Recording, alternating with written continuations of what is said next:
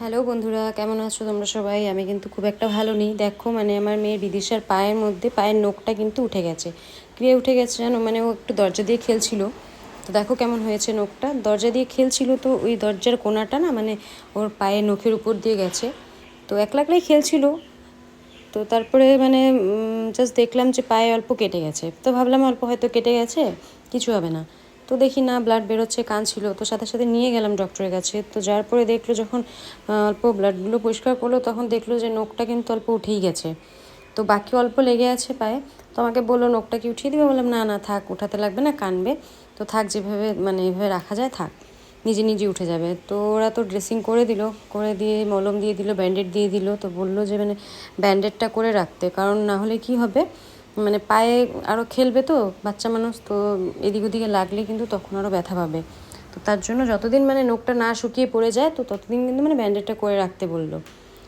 তো দুদিন তো ব্যান্ডেডটা বাঁধাই ছিল, ওরা যেটা ব্যান্ডেজ করে দিয়েছিল সেটা কিন্তু বাঁধাই ছিল। তো জাস্ট খুললাম, খুলে একটু পরিষ্কার করে অল্প মলমটা লাগিয়ে দিচ্ছি, কারণ অল্প হাওয়া না লাগলে জিনিসটা ভেতরে আবার কেমন হয়ে যাবে। তার জন্যই কিন্তু ব্যান্ডেজটা খুলে দিয়েছি। তো দেখো এখন ব্যান্ডেড লাগিয়ে রাখবো। তো এদিকে তো ব্যান্ডেড এনেছিলাম অনেকগুলোই, তো মেয়ে কিন্তু সব ব্যান্ডেড আধা নষ্টই করে দিয়েছে। তো আরও আনতে হবে আমাকে। তো মলম একটা দিয়েছিল, তো মলমটা অল্প লাগিয়ে দিলাম।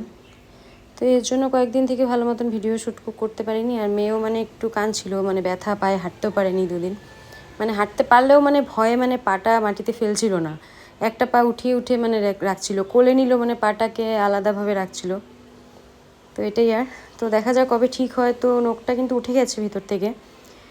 তো হয়তো নখটা শুকিয়ে যাবে উপরের দিকটা। তো নতুন নখ গাজার পরে এই নখটা হয়তো উঠে যাবে উপর থেকে, যাই না। তো যাই হোক, এখন আমি ব্যান্ডেডই লাগিয়ে রাখবো কয়েকদিন।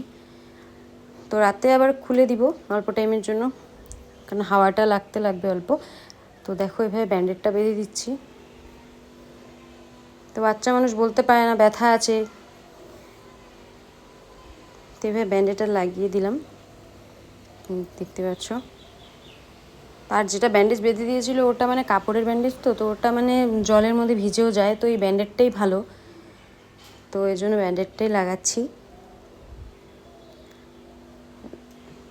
এরকম বড় ব্যথা এর আগে কিন্তু কখনো পাইনি, এটাই ফার্স্ট বলতে পারো। এর আগে ছোটো মোটো পড়ে গেছে, হয়তো ব্যথা পেয়েছিল, সেটা আলাদা কথা, সব বাচ্চারাই পড়ে সেটা। কিন্তু এটা আমরাও ছিলাম আশেপাশেই, কিন্তু তার মধ্যেই কিন্তু ব্যথাটা পেয়ে গেছে এভাবে। এখন চোখে চোখে তো সবসময় রাখাই হয়, কিন্তু তার মধ্যেও দেখো কত বড় একটা কত বড় একটা ব্যথা পেলো তার মধ্যে।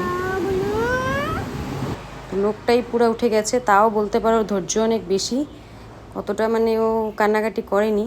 জাস্ট যখন ওকে ডক্টরের কাছে নিয়ে গেলাম, তখনই একটু যখন ওরা পরিষ্কার করছিল তুলো দিয়ে আর মেডিসিন দিয়ে, তখনই একটু কান্নাকাটি করছিল। তো চলো ফ্রেন্ডস, আজকের মতো এতটাই। দেখা হচ্ছে নেক্সট ব্লগে।